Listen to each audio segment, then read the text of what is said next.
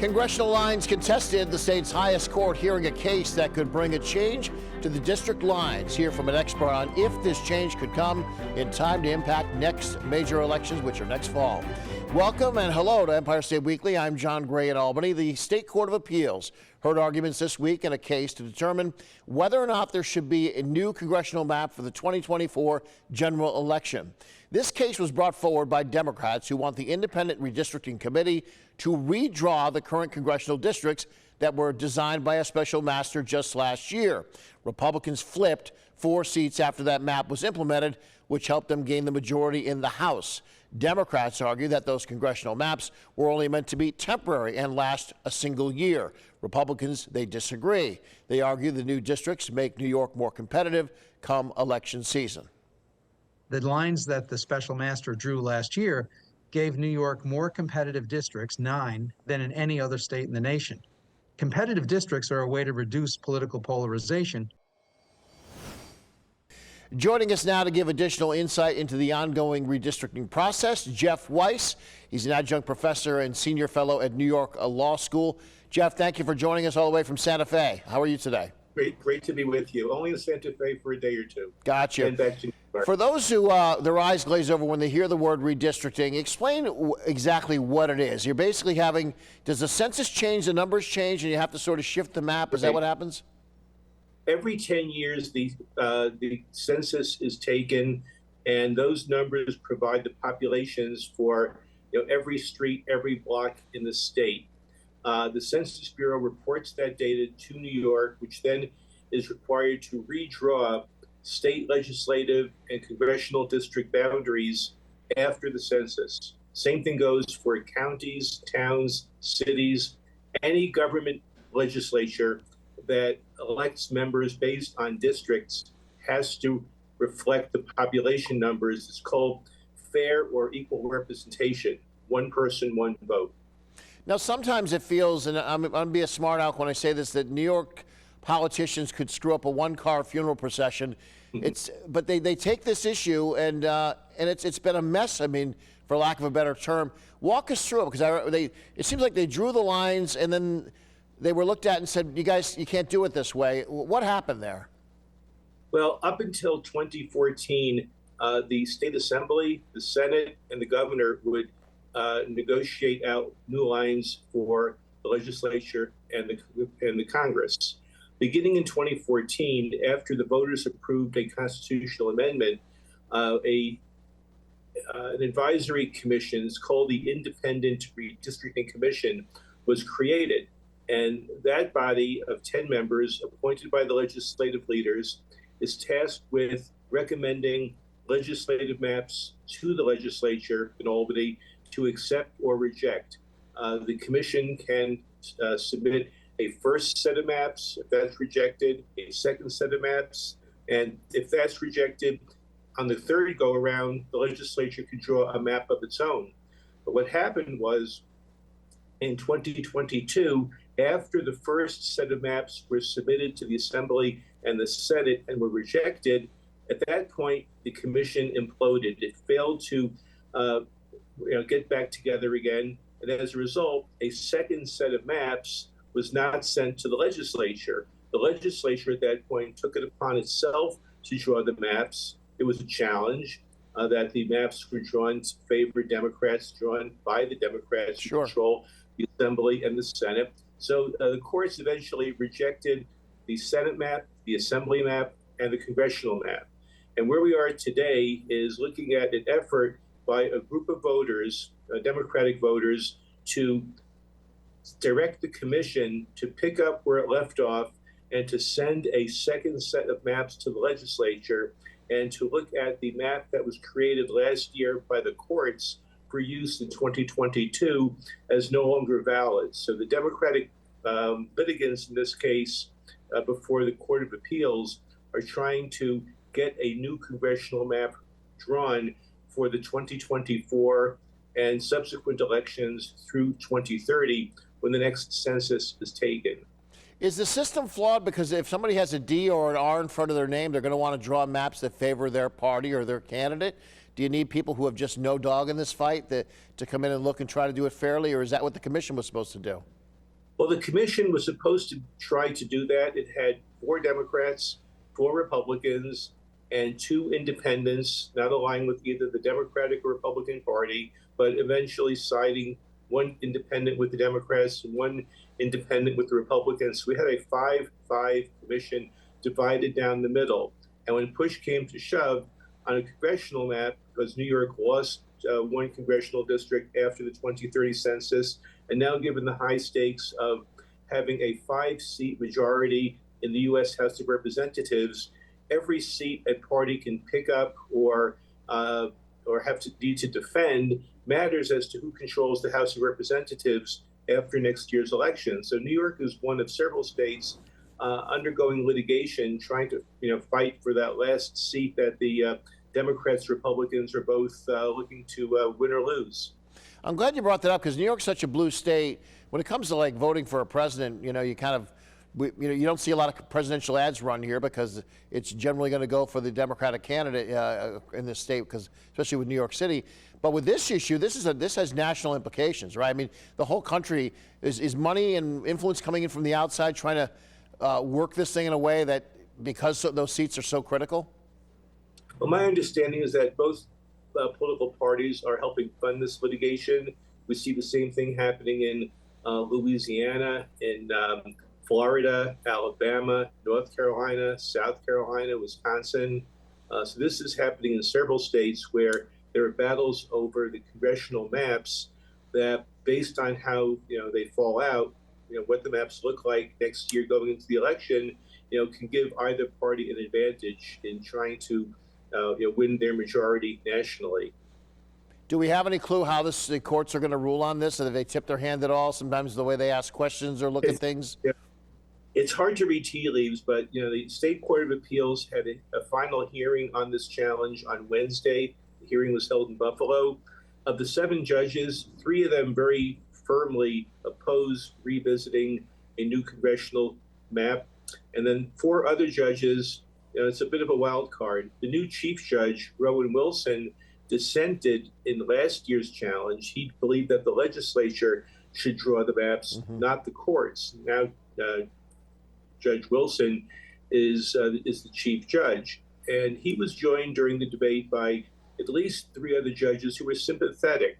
And the new judge on the court, Caitlin Halligan, recused herself from this case and was replaced by Judge Diane Renwick from the Appellate Division in Manhattan, who was part of a different court case panel that sent the state assembly remapping back to the commission and legislature. So, I'm not going to try to guess or read tea leaves, but it could be a very close vote. The Democrats might win their case, but it's just too hard to call at this point.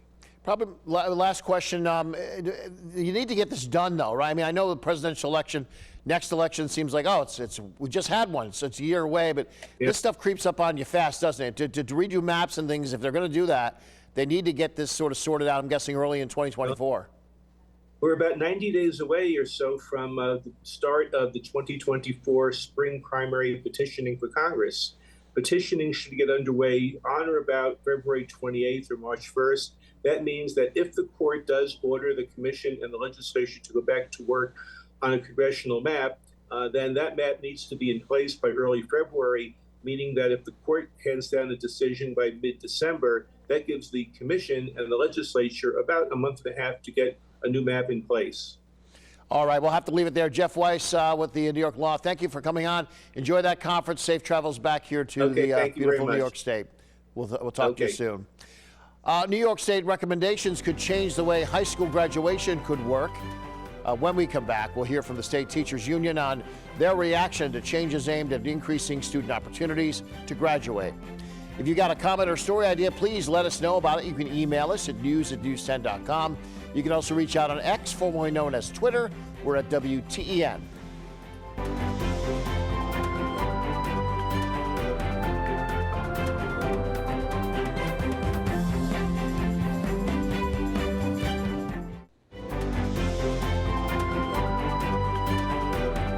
Welcome back to Empire State Weekly. I'm John Gray in Albany. The State Education Department reviewing the requirements to get a high school diploma and making some recommendations to make sure all students have the same opportunities to graduate.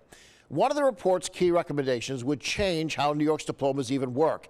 If it's adopted, it would change high school diplomas from 3 that are currently available to just 1, with the option for students to add seals or endorsements to it. Those seals would represent advanced courses that some students need to take to get into certain colleges. As one educator explains, the new recommendations are focused on the flexibility for the students. The commission was very intentional about wanting to allow student choice as far as their interest within their coursework.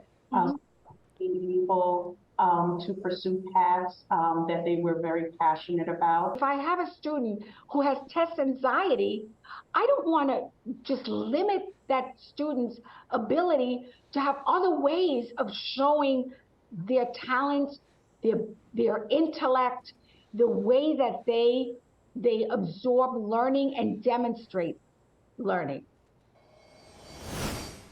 Joining us now to give a reaction to these graduation recommendations, as well as other recommendations from the recent report, Jamie Safone. She is the Executive Vice President for the New York State United Teachers. Jamie, thanks for coming on.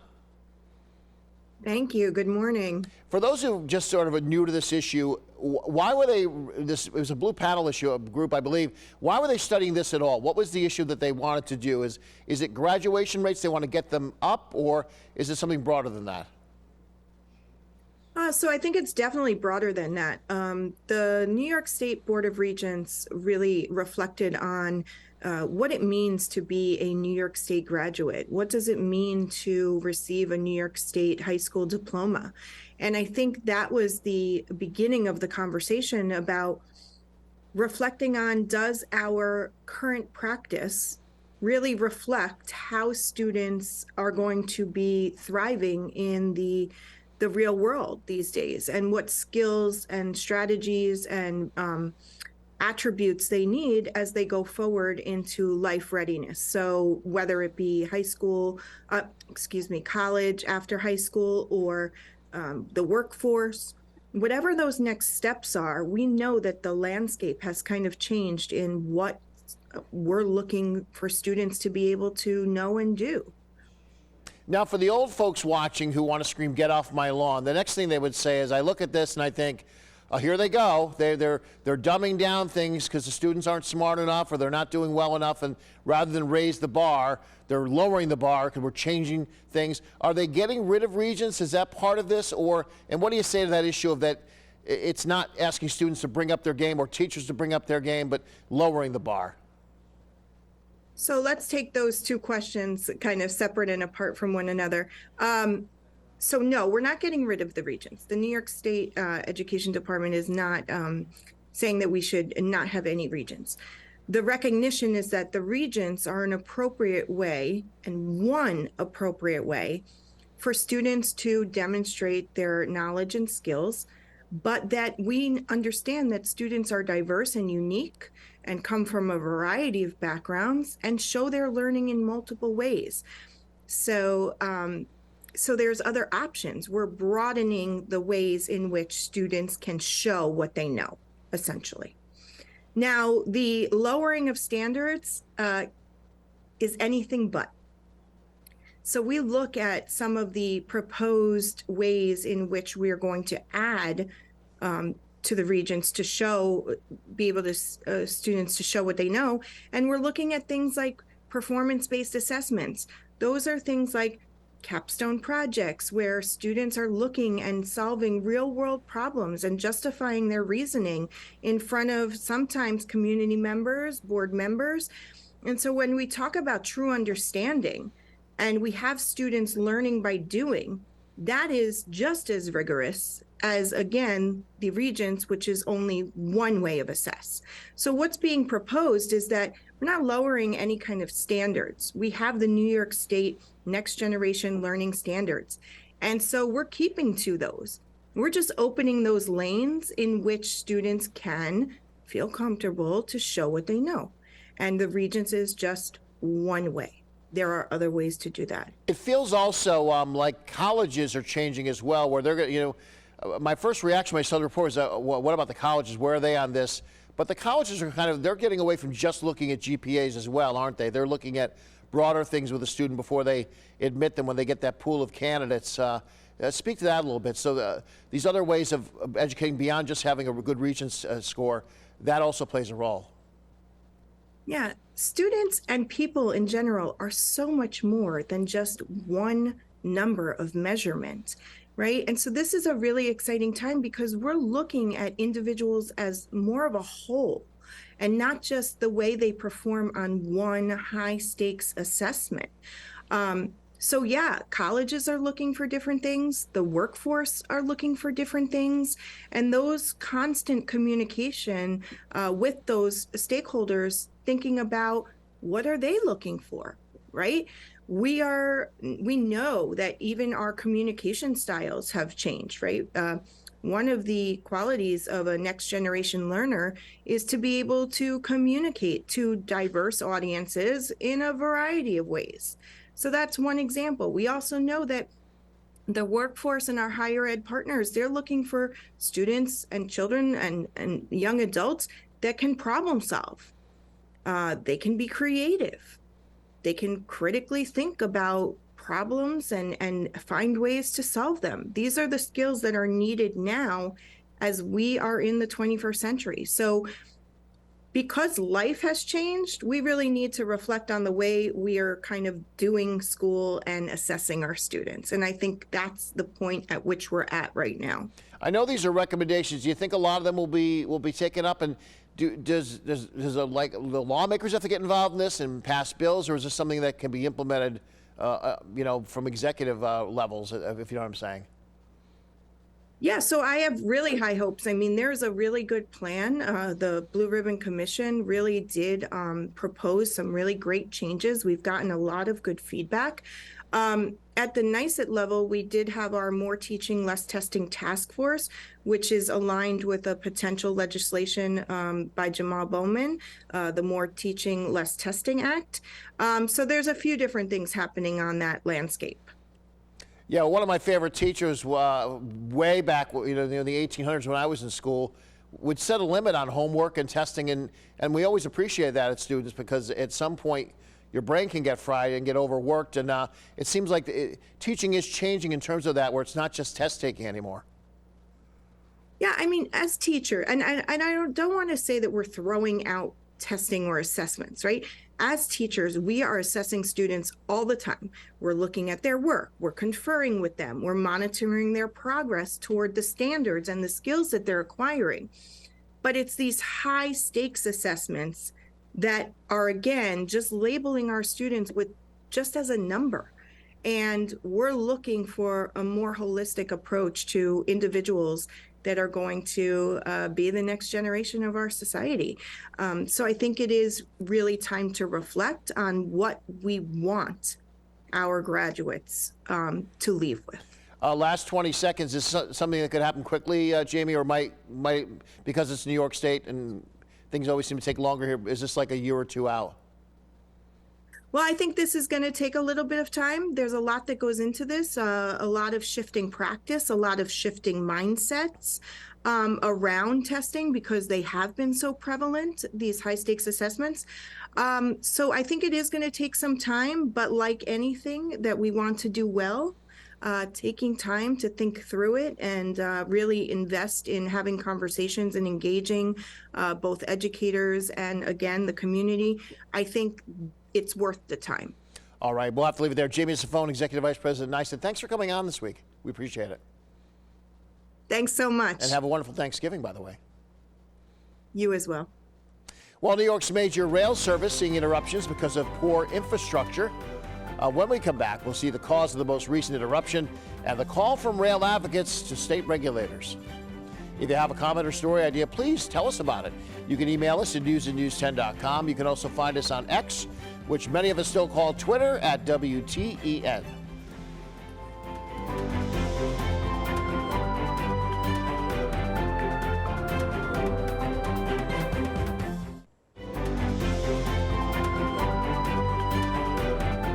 Welcome back to Empire State Weekly. I'm John Gray in Albany. Amtrak restoring service between New York City and the rest of the state this week after poorly maintained structures forced the line to shut down. The closure highlighting the problem that the line is facing. Take a look at this video showing a hole spotted above the Amtrak Empire Service line in Manhattan.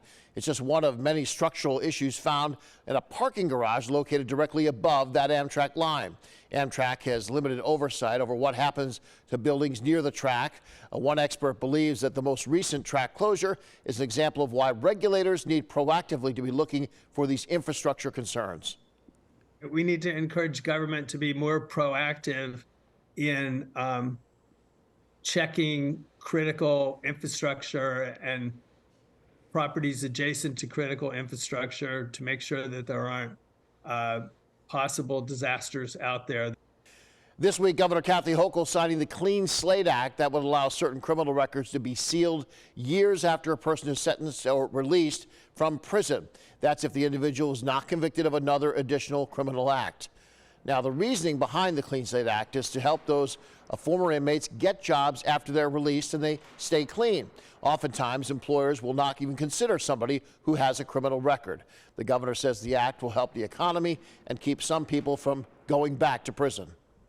But New York State has lagged behind some other states, sad but true, lagged behind other states in allowing people to get jobs because they're haunted by perhaps long ago criminal records, right? They've paid their debt to society. Now let's make that very clear. They've gone through the process. They did their time. They're done. Stick around. We'll be back with a look at the week ahead in just a bit. If you have a comment or story idea, please let us know about it. You can email us at news@news10.com. You can also find us on X, formerly known as Twitter. We're at WTEN.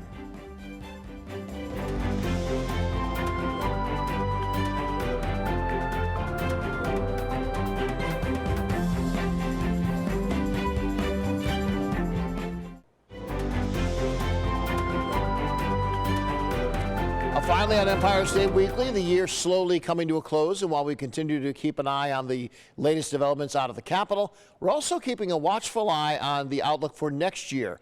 Next week, we'll look to speak with a political expert on some of the biggest items that will likely be discussed at the state capitol here in New York in the new year. So tune in for that next week for analysis. For now, from all of us here at Empire State Weekly, I'm John Gray in Albany. We'll see you back here next week. Quick reminder, don't forget you can watch Empire State Weekly all over New York State. Here's the full schedule of Empire State Weekly on 10 television stations across the great state of New York.